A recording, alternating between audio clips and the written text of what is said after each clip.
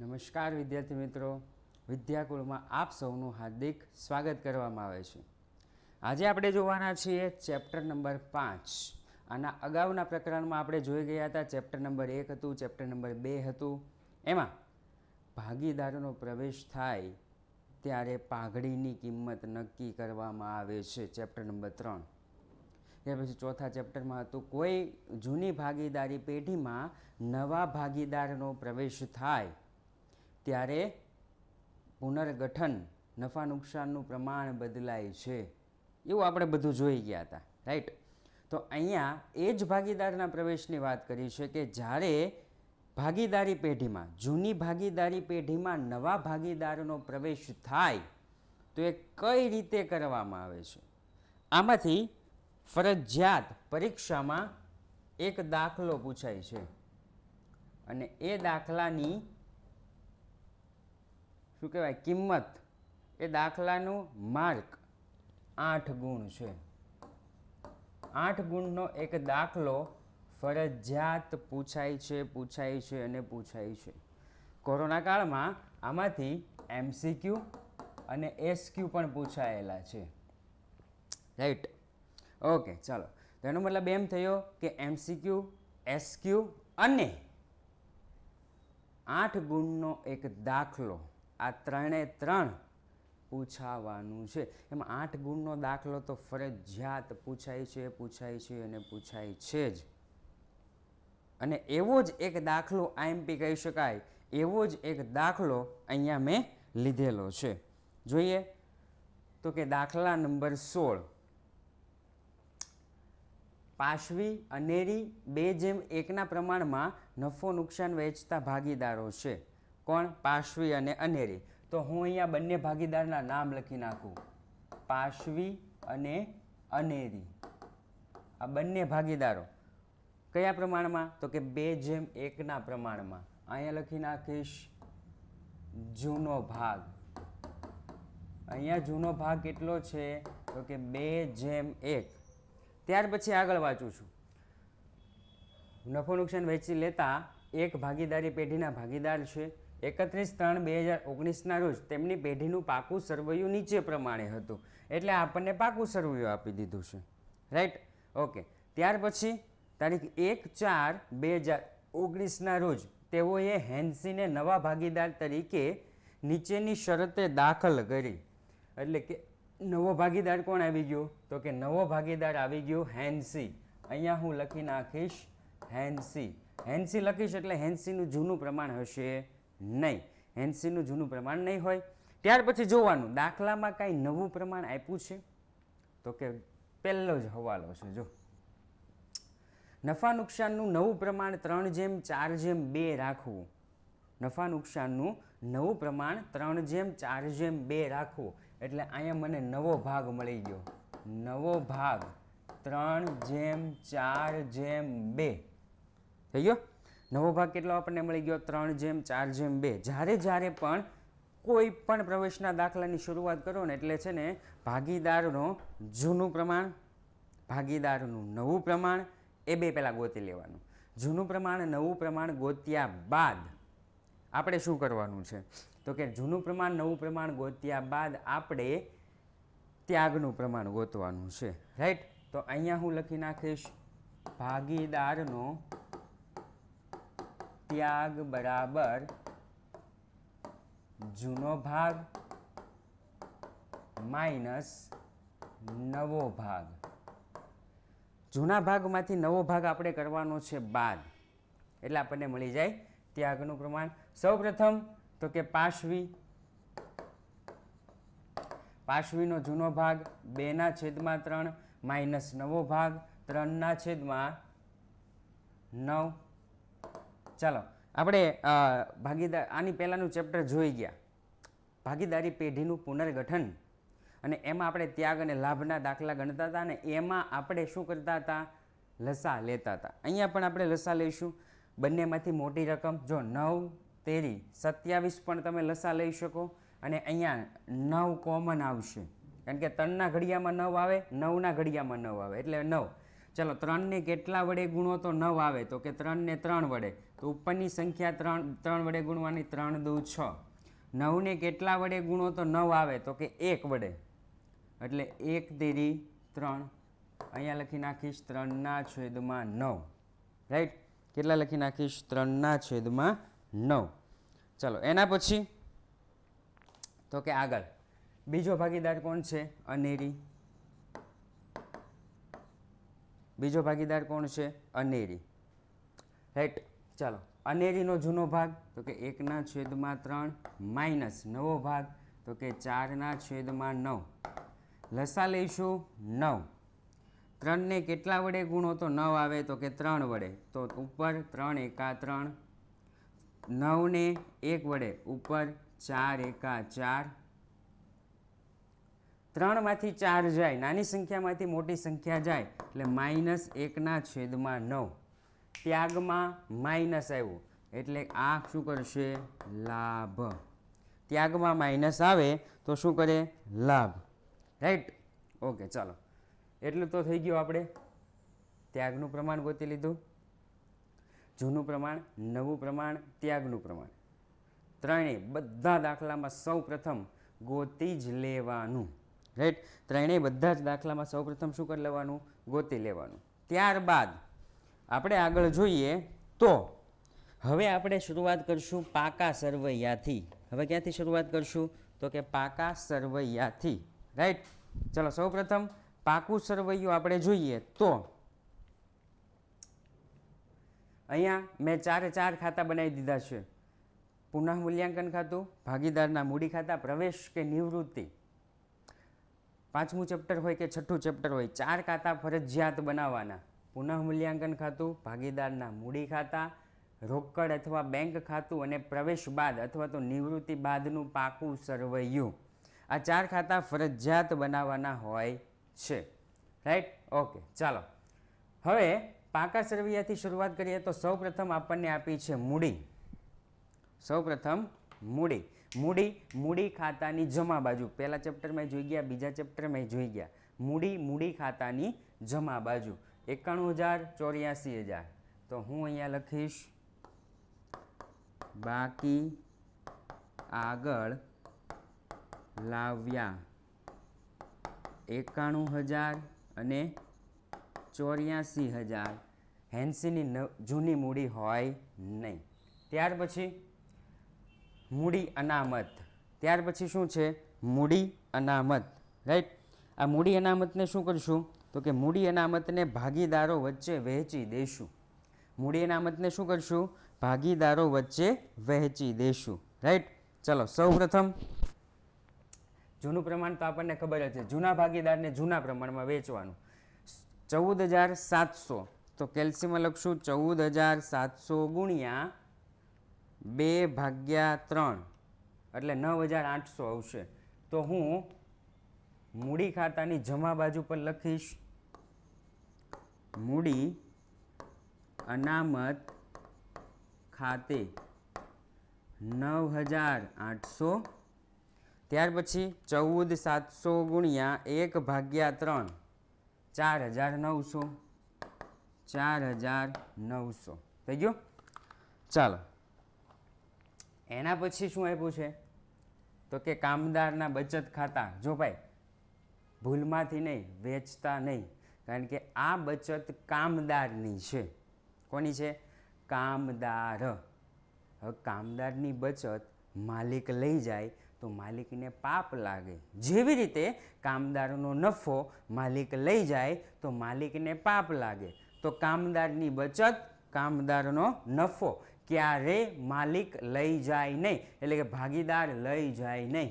એ પેઢી માટે દેવું જ કહેવાય, રાઈટ. એટલે એને હું રાવા દઈશ, એમ જ રાવા દઈશ, આને હું બતાવીશ નહીં. એના પછી કારીગરનો નફો અને કારીગરની બચત બે આવી ગયું ને.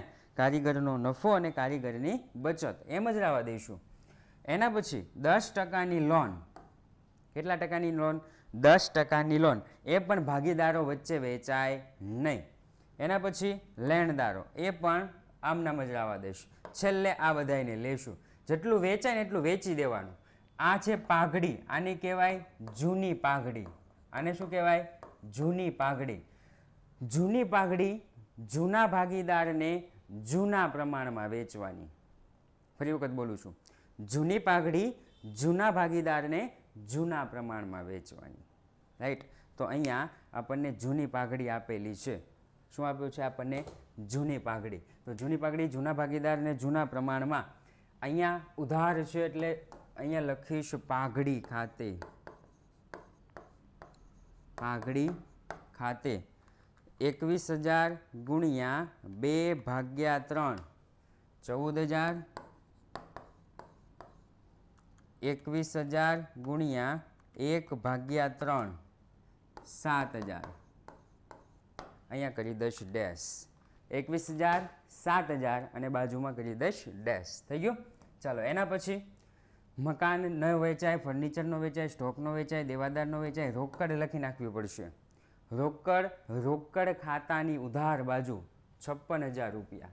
રોકડ ખાતાની ઉધાર બાજુ એટલે અહીંયા હું લખી નાખીશ બાકી આગળ લાવ્યા 56,000 રૂપિયા. થઈ ગયું?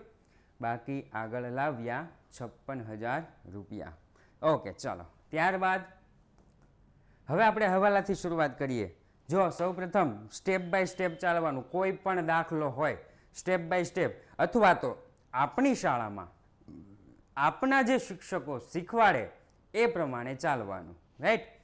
સૌપ્રથમ જૂનું પ્રમાણ લખી નાખ્યું, નવું પ્રમાણ લખી નાખ્યું, ત્યાગનું પ્રમાણ લખી નાખ્યું. પછી આમાંથી જેટલું વહેંચવાનું હતું એ બધું વહેંચી દીધું. અને હવે શું કરીશ તો કે હવે હવાલાથી શરૂઆત કરવાની. હેન્સી મૂડી તરીકે 40,000 રોકડા લાવશે.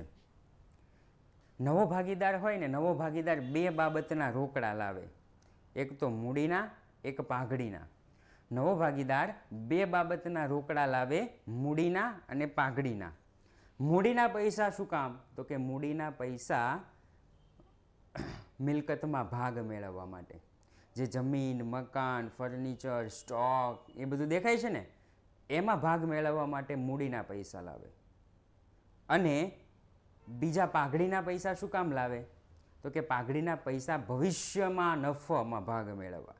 ભવિષ્યમાં જે નફો થવાનો છે એમાં ભાગ મેળવવા માટે પાઘડીના પૈસા લાવે છે. રાઈટ. એટલે પરીક્ષામાં જો કદાચ પૂછાય નવા ભાગીદાર કેટલી બાબતના રોકડા લાવે છે, મૂડીના અને પાઘડીના, હજુ એક યાદ રાખવા જેવું છે. મૂડીના પૈસા શું કામ લાવે તો કે મિલકતમાં ભાગ મેળવવા. રાઈટ. પણ એ પૈસા રહે ક્યાં તો કે પેઢીમાં જ રહે. મૂડીના પૈસા જે લાવે છે એ પેઢીમાં જ રહે છે. પાઘડીના પૈસા લાવે છે એ જૂના ભાગીદાર ત્યાગના પ્રમાણમાં લઈ જાય છે. રાઈટ. આ યાદ રાખવા જેવું છે. ઓકે, ચાલો. તો સૌ પ્રથમ હેન્સી મૂડી તરીકે 40,000 રોકડા લાવશે. રોકડા લાવે તો રોકડ આવે, આવે તો ઉધાર. તો હું અહીંયા આમનો લખી દઉં છું. જો ગણતરીનો કોઈ માર્ક હોતો નથી, પરંતુ ગણતરી કર્યા વગર આગળ વધી શકાય નહીં. એટલા માટે તમે જ્યારે પણ દાખલો ગણો એની પાછળનું પેજ રફ કામ એવું કરી અને તમે અંદર રફ કામ કરી શકો છો. અહીંયા લખી નાખીશ રોકડા લાવે તો રોકડ આવે. રોકડ ખાતે ઉધાર 40,000 તે હેન્સીના મૂડી ખાતે જમા 40,000. રોકડ ખાતે ઉધાર 40,000 તે હેન્સીના મૂડી ખાતે જમા 40,000. ચાલો, રોકડ ખાતાની ઉધાર બાજુ લખીશ હેન્સીના મૂડી ખાતે. રોકડની ઉધાર બાજુ હેન્સીના મૂડી ખાતે કેટલા તો કે 40,000. હેન્સીના મૂડી ખાતાની જમા બાજુ, હેન્સીના મૂડી ખાતાની જમા બાજુ લખીશ રોકડ ખાતે. તો અહીંયા લખી નાખીશ રોકડ ખાતે. હેન્સીના ખાનામાં લખી દઈશ 40,000. થઈ ગયું? હેન્સીના ખાનામાં લખી દઈશ 40,000. ઓકે, ચાલો. એના પછી આગળ જોઈએ બીજો હવાલો. લોન પર 1 વર્ષનું વ્યાજ ચૂકવવાનું બાકી છે. લોન પર 1 વર્ષનું વ્યાજ શું કીધું છે? ચૂકવવાનું બાકી છે. ચલો, સૌપ્રથમ લોન ક્યાં છે તો ક્યાં રહી? કઈ બાજુ દર્શાવાય? તો કે મૂડી દેવા બાજુ. લોન મૂડી દેવા બાજુ લખી નાખીશ 10%ની લોન 35,000. અહીંયા લખી નાખીશ 10, થોડું નીચે લખશું, ઉપર મૂડી આવશે ને. 10%ની લોન કેટલાની છે? તો કે 35,000 રૂપિયાની. રાઈટ.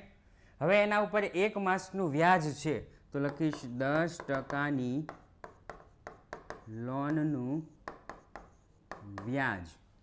35,000ના 10% કેટલા થાય? તો કે 35,000 ગુણ્યા 10%, 3500 રૂપિયા થાય. અહીંયા લખી નાખીશ 3,500. હવે ધ્યાનથી સાંભળજો. જો ફાયદો હોય તો નફા નુકસાનની જમા બાજુ, અને નુકસાન હોય તો નફા નુકસાનની ઉધાર બાજુ. ફાયદો હોય તો નફા નુકસાનની જમા બાજુ, નુકસાન હોય તો નફા નુકસાનની ઉધાર બાજુ. રાઈટ. નુકસાન ઉધાર, ફાયદો જમા. નફા નુકસાન એટલે નફા નુકસાન હવાલા ખાતું, પુનઃ મૂલ્યાંકન ખાતું. રાઈટ. ઓકે, ચાલો. તો 3500 વ્યાજ ચૂકવવાનું થયું. અહીંયા તમે જુઓ, જૂનું વ્યાજ કેટલું ચૂકવવાનું હતું? તો કે જૂનું વ્યાજ તો કાંઈ નહોતું ચૂકવવાનું. જૂનું વ્યાજ ચૂકવવાનું જ નહોતું. હવે કેટલું ચૂકવવાનું થયું? તો કે 3500 રૂપિયા. હવે કેટલું થયું? 3500 રૂપિયા. એનો મતલબ એમ થયો કે આપણને થયું નુકસાન.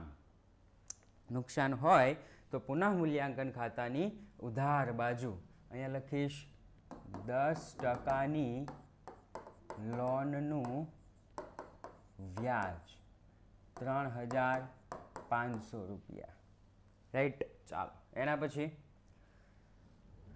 પાસવીના અંગત ખર્ચના ચૂકવેલ 5,600 નફા નુકસાન ખાતે ઉધારેલ છે. પાસવીનો અંગત ખર્ચ હતો. પાસવીનો શું હતું? અંગત ખર્ચ. રાઈટ. આ પાસવીનો અંગત ખર્ચ એટલે પાસવી માટે ઉપાડ થાય? તો કે હા. એના 5600 રૂપિયા નફા નુકસાન ખાતાની કઈ બાજુ લખાઈ ગયા છે? ઉધાર બાજુ. હતો પાસવીનો અંગત ખર્ચ તો પાસવીના મૂડી ખાતાની ઉધાર બાજુ આવે, પણ ભૂલમાંથી ક્યાં લખાઈ ગયું છે? નફા નુકસાન ખાતાની ઉધાર બાજુ. તો ભૂલ સુધારવા નફા નુકસાન ખાતાની જમા બાજુ લખવું પડે. પણ આપણે અહીંયા નફા નુકસાન ખાતું તો બનાવ્યું નથી. તો કે આપણે નફા નુકસાન ખાતું નથી બનાવ્યું, તો એના બદલે આપણે પુનઃ મૂલ્યાંકન ખાતું બનાવ્યું છે ને.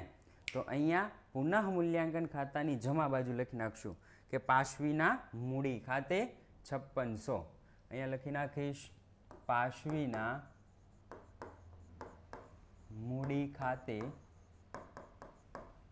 5,600. પાસવીના મૂડી ખાતે 5,600. આની ક્રોસ અસર પાસવીના મૂડી ખાતાની કઈ બાજુ આવશે? ઉધાર બાજુ. રાઈટ. પાસવીના મૂડી ખાતાની ઉધાર બાજુ. અહીં લખીશ પુનઃ મૂલ્યાંકન ખાતે, કાઉન્સમાં લખી નાખીશ અંગત ખર્ચ. પાસવીમાં લખી નાખીશ 5,600, બાકીમાં ડેશ. થઈ ગયું? એકદમ સિમ્પલ બધા જ હવાલા. એના પછી પુનર્ગઠન ખર્ચ 8,400 અનેરીએ ચૂકવ્યા. પુનર્ગઠન ખર્ચ 8,400 કોને ચૂકવ્યા? અનેરીએ ચૂકવ્યા. એનો મતલબ એમ થયો, જો ભાઈ અનેરીએ ચૂકવ્યા એ અનેરીમાં જાય. રાઈટ. અનેરીએ ચૂકવ્યા એ અનેરીમાં જશે. ઓકે. પરંતુ પેઢીએ તો આપવાના ને. કોને આપવાના? અનેરીને આપવાના. પુનર્ગઠન ખર્ચના 8,400 અનેરીએ ચૂકવ્યા, પણ પેઢી છે એ અનેરીને આપે. અત્યાર સુધી કાંઈ પેઢીએ નહોતું આપવાનું. હવે અનેરીને કેટલું આપવાનું છે? 8,400. એનો મતલબ એમ થયો પેઢી માટે ખર્ચ.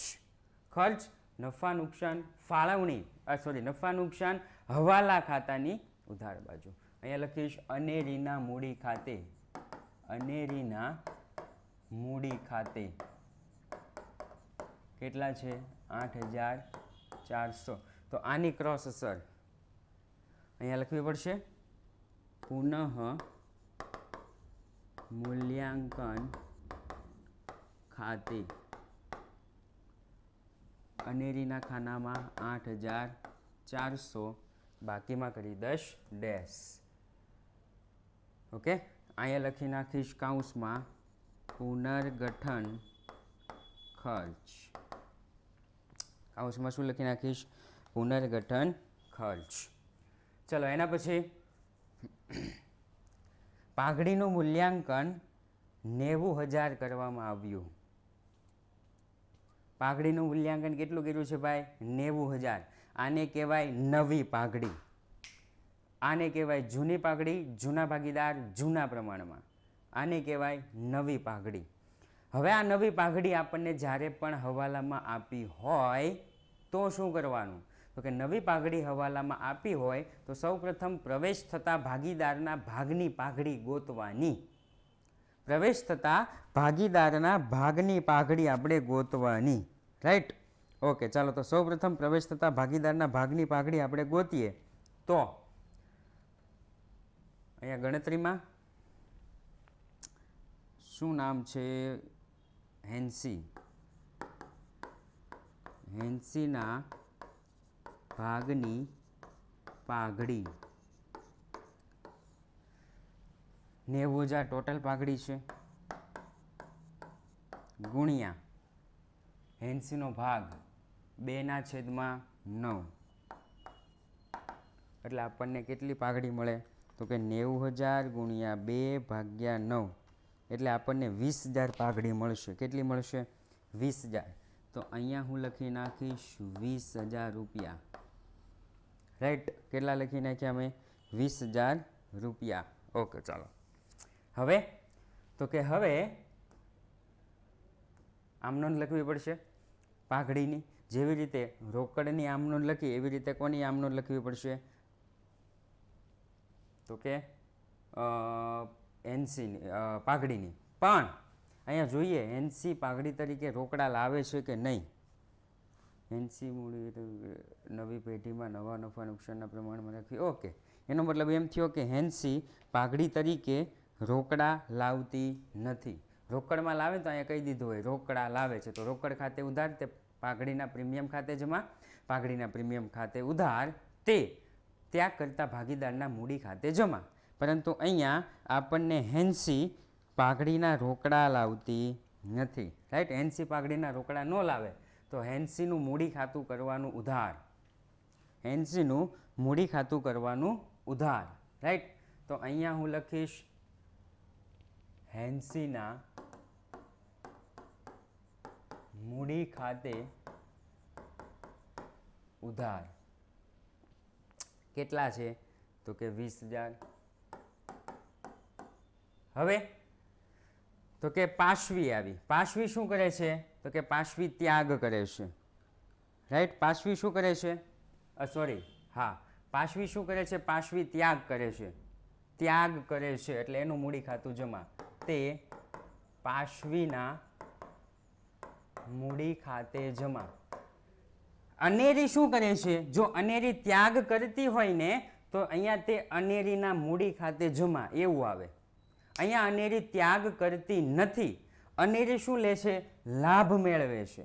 એટલે અનેરીનું મૂડી ખાતું થાય ઉધાર. અહીંયા લખીશ અનેરીના મૂડી ખાતે ઉધાર. રાઈટ? લાભ લેનાર ખાતે ઉધાર, તે ત્યાગ કરનાર ખાતે જમા. ટૂંકમાં વ્યક્તિ ખાતાનો નિયમ ધોરણ 11. લાભ લેનાર ખાતે ઉધાર, તે ત્યાગ કરનાર ખાતે જમા. એટલે ત્યાગ કોણ કરે છે? તો કે પાશવી. પાશવીનું મૂડી ખાતું જમા. બંનેના આ લાભ મેળવે છે અને નવો ભાગીદાર હોય એ ઓલરેડી લાભ તો મેળવતો જ હોય. લાભ લેનાર ખાતે ઉધાર. હવે અનેરીમાં રકમ કઈ લખવી? પ્રશ્ન ત્યાં થાય. અનેરીમાં રકમ કઈ લખવી? તો કે જો અનેરીમાં રકમ લખવા માટે અહીંયા હું કાઉન્સમાં લખું છું ટોટલ પાઘડી 90,000 ગુણ્યા અનેરી કેટલો લાભ મેળવે છે? તો કે 1/9. 90,000 ગુણ્યા 1/9 એટલે અહીંયા કેટલા આવશે? 10,000 રૂપિયા. આવી રીતે આની રકમ મેળવવાની. પ્રશ્ન એવો થાય કે સર બંને ત્યાગ મેળવતા હોય તો? એ જાણવા માટે તમારે અમારી સાથે જોડાવવું પડશે વિદ્યાકુળમાં. રાઈટ? અને વિદ્યાકુળમાં આખું વર્ષ તમને અહીંયા આપેલું છે. ધોરણ 12 કોમર્સના વિદ્યાર્થીઓ માટે સફળતાની જડીબુટ્ટી હનુમાનજી જેમ લાવ્યા હતા ને એમ સંજીવની બેચ 2022 અને 23 જ્યારે તમારા નાના ભાઈ બહેન માટે ધોરણ 10 માટે આવી છે unity batch, right. Unity batch 4 subject ગણિત, વિજ્ઞાન, અંગ્રેજી, સમાજ માત્ર 3000 રૂપિયામાં 2999. અને ધોરણ 12 તમારા માટે Sanjeevani batch 5 subject state, account, eco, BA, English માત્ર 3999 રૂપિયામાં. આખું વર્ષ જ્યાં સુધી પરીક્ષા ન આવે ત્યાં સુધી આખું વર્ષ આખો સિલેબસ લાઈવ ક્લાસમાં ભણાવવામાં આવશે. કયા ક્લાસમાં? લાઈવ ક્લાસમાં. જે તમે ઓફલાઈન ભણો છો ને એવો જ અનુભવ તમને થશે. વચ્ચે વચ્ચે કાંઈ પણ પ્રશ્ન થાય તો તમે ઊંચી આંગળી કરો અને પ્રશ્ન સરને પૂછો અને આજુબાજુવાળા દાંત કાઢે, હસે આપણા પર, એવું આમાં થવાનું નથી. તમે બિંદાસ પ્રશ્ન પૂછી શકો છો અને એનો આન્સર પણ તમને એ જ ટાઈમે મળી જવાનો છે લાઈવ ક્લાસ. ઇન કેસ તમારા મોબાઈલની બેટરી પૂરી થઈ ગઈ, ઓકે, મોબાઈલની બેટરી ન હોય તો જ તમે એ જ લાઈવ ક્લાસનો રેકોર્ડેડ ક્લાસ પણ જોઈ શકો છો. ઓકે, એ જ લાઈવ ક્લાસનો રેકોર્ડેડ ક્લાસ તમે જોઈ શકો છો. આ ઉપરાંત શિક્ષકો દ્વારા અહીંયા જે લખાણ લખવામાં આવે છે, જે IMP લખવામાં આવે છે, જે દાખલા ગણવામાં આવે છે, જે થિયરી લખવામાં આવે છે, એનું PDF નોટ્સ તમને મળી રહેશે. ત્યારબાદ તમને કોઈ ડાઉટ થાય છે, કોઈ પ્રશ્ન થાય છે, તો એના માટે ડાઉટ સેશન એ પણ તમને બંનેમાં મળી રહેશે. આ ઉપરાંત પછીથી તમને યાદ આવ્યું કે મારે સરને આ પ્રશ્ન પૂછવાનો હતો અને એ પ્રશ્ન હું પૂછી ન શક્યો, તો એના માટે તમને વોટ્સઅપ સપોર્ટ આપવામાં આવે છે. બંનેમાં સેમ છે હો. ત્યારબાદ મેન્ટી ક્વિઝ, KBC ટાઈપ, 1 સવાલ 4 ઓપ્શન. ઓકે, તો એ મેન્ટી ક્વિઝનો પણ તમે લાભ લઈ શકો છો. આ ઉપરાંત ધોરણ 10 અને 12ના વિદ્યાર્થીઓ માટે બોર્ડ માટે એકદમ IMPમાં IMP કહી શકાય એવો એક સેક્શન છે PYQ, previous year question solution, right. ધોરણ 10 અને 12ના વિદ્યાર્થી માટે ઘણી વખત એવું થાય છે કે બોર્ડની એક્ઝામ નજીક આવતી હોય અને બોર્ડની એક્ઝામ નજીક આવતા હોવાના કારણે ઘણા વિદ્યાર્થીઓ જૂના બોર્ડના પેપર શોધખોળ કરવા માટે આમ જાય તેમ જાય, આમ જાય તેમ જાય, પરંતુ એ જ પ્રીવિયસ યર ક્વેશ્ચન તમને વિદ્યાકુળના ક્લાસમાં મળી રહેશે. એનું સોલ્યુશન પણ તમને મળી રહેશે. એટલે તમારે બીજે કશે જવાની જરૂર જ નથી, તમને બધું જ આમાં મળી રહેશે. ફી તો કે ધોરણ 12ની માત્ર 3999. તમે કોઈ પણ જગ્યાએ કમ્પેરિઝન કરી શકશો. અને ધોરણ 10ની 2999 રૂપિયા, રાઈટ. તો આજે જ જોડાઈ જજો. સાહેબ જોડાવવું કઈ રીતે? તમે કહી તો દીધું, તો કે એના માટે બચ્ચે બચ્ચે કી જુબાન पे एक ही नंबर 92 44 45 400. बच्चे बच्चे की जुबान पे एक ही नंबर 92 44 45 400, રાઈટ. ઓકે, ચાલો આગળ આપણે જોઈએ તો કે આપણે આગળ હતા. હવે 2 ઉધારવાળી રકમ મળી ગઈ તો 1 જમાવાળી રકમ તો મળી જ જાય. અહીંયા લખી નાખીશ 30,000. જો અહીંયા હું ભૂલ કરું છું, હું અહીંયા જાણી જોઈને ભૂલ કરું છું. શું કામ? કારણ કે તમારે ભૂલ ન થાય એટલા માટે. અત્યારે હું એમ નામ જ લખી દઉં છું, જેવી રીતે મેં લખ્યું છે એમ નામ જ લખી દઉં છું. ઓકે, જાણી જોઈને ભૂલ કરું છું. ઓકે, ચાલો. મૂડી ખાતાની ઉધાર બાજુ લખીશ પાશવીના મૂડી ખાતે. મૂડી ખાતાની ઉધાર બાજુ લખીશ પાશવીના મૂડી ખાતે. અહીંયા લખીશ પાશવીના મૂડી ખાતે, રાઈટ. પાશવીમાં કરી દઈશ ડેશ, અનેરીમાં 10,000 અને હેન્સીમાં 20,000. અનેરીમાં 10,000, હેન્સીમાં 20,000. ચલો એના પછી મૂડી ખાતાની જમા બાજુ, અનેરીના મૂડી ખાતે, હેન્સીના મૂડી ખાતે. અહીંયા લખીશ અનેરીના મૂડી ખાતે હેન્સીના મૂડી ખાતે. અનેરીના મૂડી ખાતે હેન્સીના મૂડી ખાતે એટલે અનેરી અને હેન્સીમાં ડેશ. અહીંયા લખી નાખીશ 10,000, અહીંયા લખી નાખીશ 20,000. જો ભાઈ આ જાણી જોઈને મેં ભૂલ કરેલી છે, જેથી તમે ભૂલ ન કરો, અને એ ભૂલ હમણાં જ થોડી વારમાં સુધારી દઉં છું. ઓકે, ચાલો તો આગળ આપણે જોઈએ. એના પછી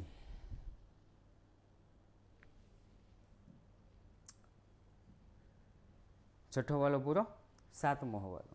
હેન્સીની મૂડીને પાયા તરીકે રાખી પાશવી અને અનેરીની મૂડી નવી પેઢીમાં નવા નફા નુકસાનના પ્રમાણમાં રાખવી અને જરૂરી હવાલા ચાલુ ખાતામાં નાખવા. પ્રશ્ન એ થાય કે સાહેબ પાયા તરીકે એટલે શું? તો કે એને આધાર બનાવી. હેન્સીની મૂડીને આધાર બનાવી. હેન્સીની મૂડી ક્યાં છે? તો કે હેન્સીની મૂડી અહીંયા છે.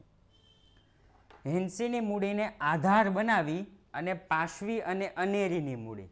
હેન્સીની મૂડીને આધાર બનાવી પાશવી અને અનેરીની મૂડી નવા નફા નુકસાનના પ્રમાણમાં લાવ. જો આ મૂડી તરીકે કેટલા લાવે છે? તો કે 40,000 રૂપિયા. તો એના મૂડીને આધાર રાખવાનો છે. ભાઈ ચેપ્ટર નંબર 1માં જોઈ ગયા હતા, ખબર છે? અભિજીત 2 ભાગે અભિજીતનો નફો 30,000. તો 9 ભાગે પેઢીનો નફો કેટલો? નો વિડીયો જોયો હોય તો જોઈ લેજો.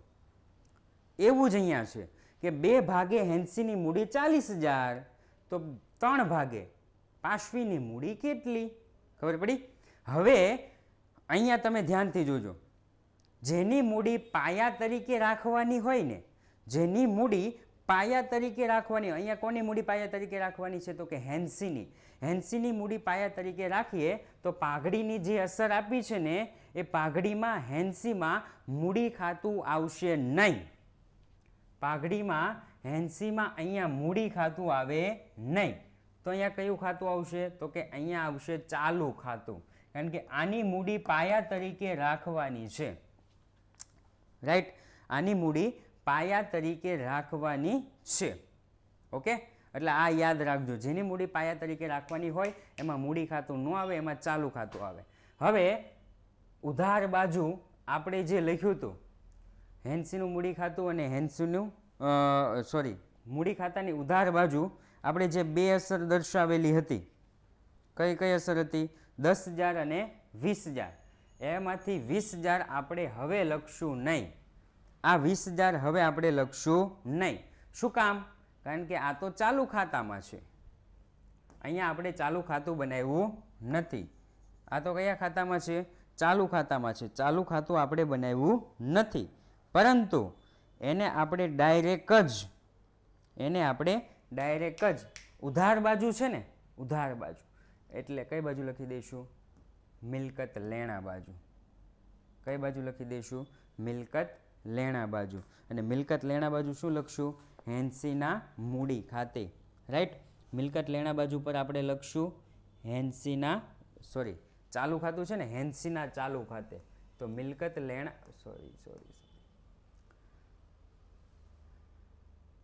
અહીંયા હું લખી દઈશ હેન્સીના ચાલુ ખાતે. કેટલા હતા? 20,000.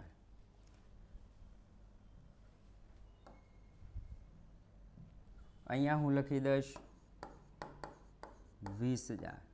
થઈ ગયું? આ એક ધ્યાન રાખવાનું છે આ દાખલામાં. બાકી બધું એકદમ ઇઝી છે. હવે પાયા તરીકે રાખી એનું આપણે પતાવી દેવી મૂડી. નવી મૂડી, જો આ મૂડી છે ને, આ મૂડી એ જૂની મૂડી છે. અહીંયા જે આવશે ને, અહીંયા લખીશું બાકી આગળ લઈ ગયા. અહીંયા જે હું લખીશ ને એ નવી મૂડી. અહીંયા જે હું લખીશ એ નવી મૂડી, આ જૂની મૂડી. ચાલો તો અહીંયા લખીશ 2 ભાગે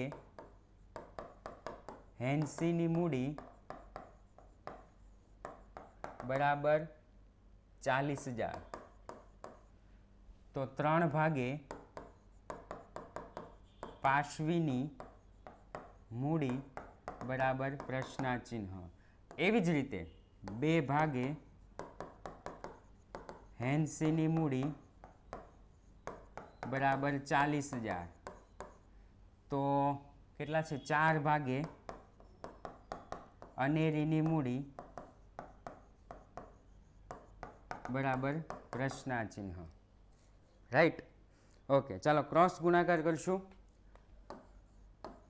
40,000 ગુણ્યા 3/2 અને 40,000 ગુણ્યા 4/2.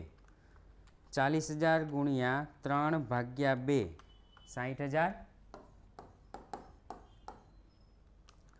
40,000 ગુણ્યા 4/2 80,000. રાઈટ. હવે જો પાશવી 60,000 અનેરી 80,000. પાશવી 60,000 અનેરી 80,000 અને અહીંયા લખી નાખીશ 40,000. થઈ ગયું. છેલ્લો હવાલો શું કીધું છે? 80ની મૂડીને પાયા તરીકે રાખી પાશવી અને અનેરી નવી પેઢીમાં નવી મૂડી નવા નફા નુકસાનના પ્રમાણમાં રાખવી અને જરૂરી હવાલા ક્યાં લઈ જવા? ચાલુ ખાતે લઈ જવા. જરૂરી હવાલા ક્યાં લઈ જવાના છે? તો કે જરૂરી હવાલા ચાલુ ખાતે લઈ જવાના છે.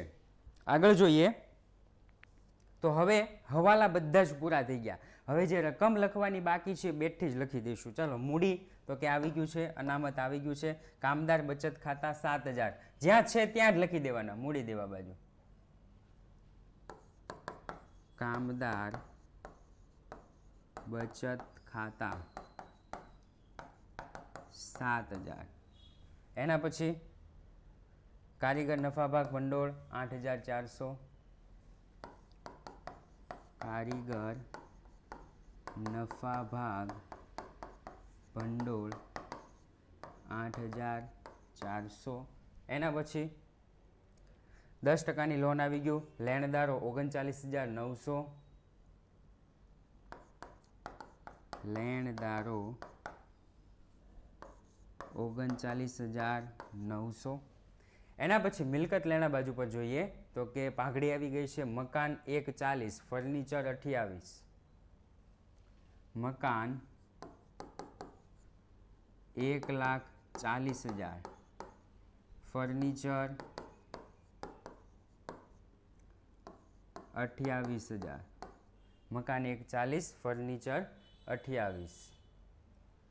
સ્ટોક 18,200 રૂપિયા. તો લખી નાખી સ્ટોક 18,200.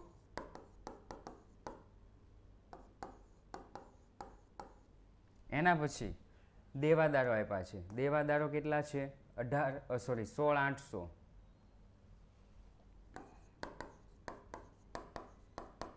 દેવાદારો 16,800. થઈ ગયું. બાકીની બધી જ રકમ આપણે બેઠી જ સેમ ટુ સેમ મૂકી દીધી છે, કોઈ પણ ફરક કર્યા વગર. જેટલામાં ફરક હતો એટલામાં. રાઈટ. સૌપ્રથમ શું કર્યું? જૂનું પ્રમાણ, નવું પ્રમાણ અને ત્યાગનું પ્રમાણ ગોત્યું.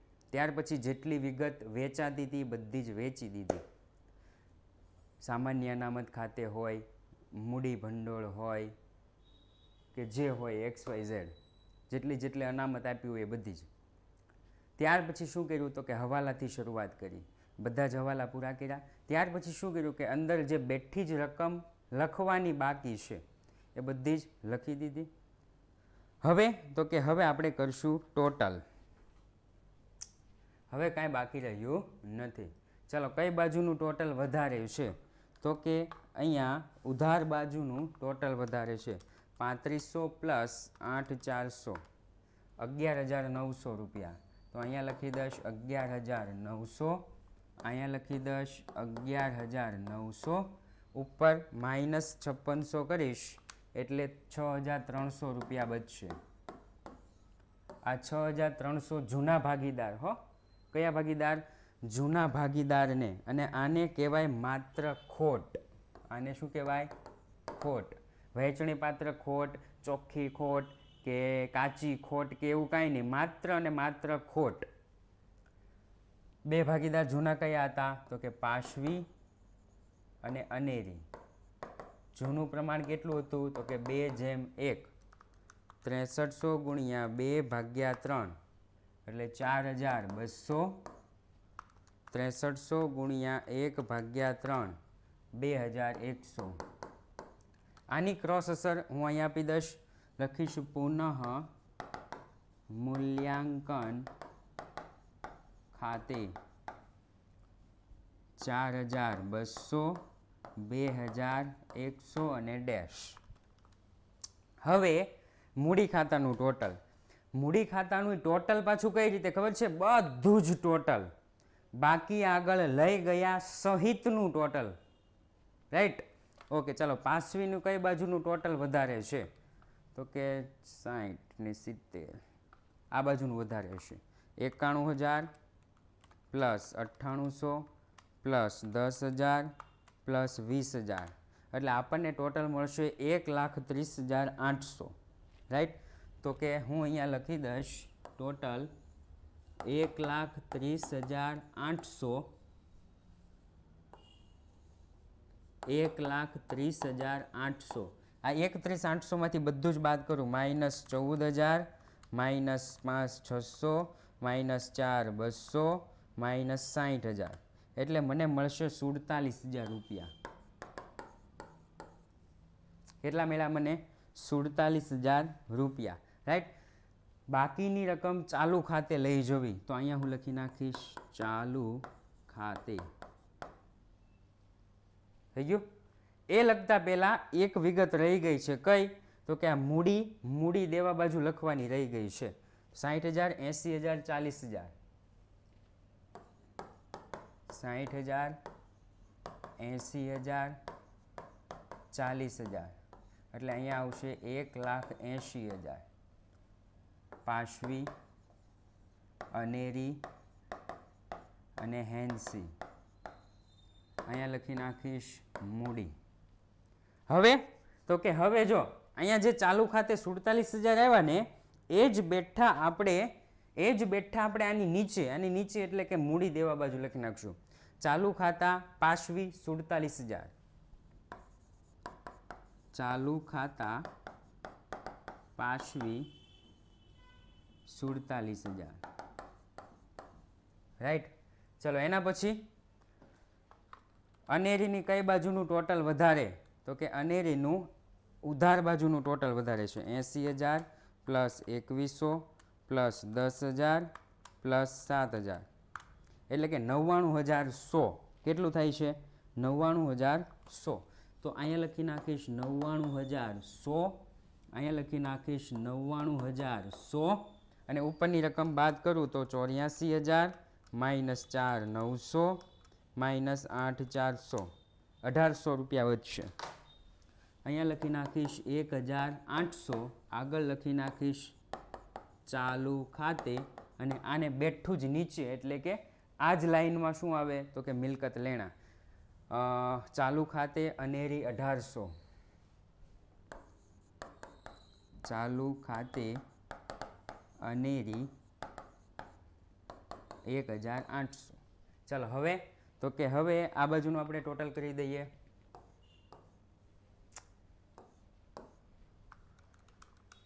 56,000 પ્લસ 40,000 96,000, અહીંયા લખી નાખીશ 96,000, અહીંયા લખી નાખીશ 96,000, અહીંયા લખી નાખીશ 96,000, આગળ લખી નાખીશ બાકી આગળ લઈ ગયા, અને આ 96,000 બેઠા જ અહીંયા લખી નાખીશ 96,000 રોકડ ખાતું. થઈ ગયું? ચાલો હવે ટોટલ કરશું 1,80,000 plus 35,000 plus 3500 plus 7,000 plus 8,400 plus 39,900 plus 47,000, એટલે આપણને રકમ મળશે 3,20,800 રૂપિયા. કેટલી? 3,20,800. તો બંને બાજુનું ટોટલ સરખું જ થવું જોઈએ, 3,20,800, અને અહીંયા લખી નાખીશ 3,20,800 રૂપિયા. 8 ગુણનો દાખલો. કેટલા ગુણનો દાખલો? 8 ગુણનો દાખલો, રાઈટ? તો આવા જ 8 ગુણના દાખલા ઇઝી અને સરળતાથી એક જ પદ્ધતિથી પ્રવેશ અને નિવૃત્તિના દાખલા, ઓલું તમે કેવું થશે કે અલગ અલગ શિક્ષકો પોતાની બેસ્ટ પદ્ધતિથી ભણાવતા હોય છે, પરંતુ એક સરખી પદ્ધતિથી ભણવું હોય તો આજે જ જોડાવ યુથ વિદ્યાકુળ સાથે 9924454400 અને તમારા માટે સંજીવની બેચ, તમારા ભાઈઓ માટે unity batch. Thank you for watching. જય હિન્દ, જય ભારત.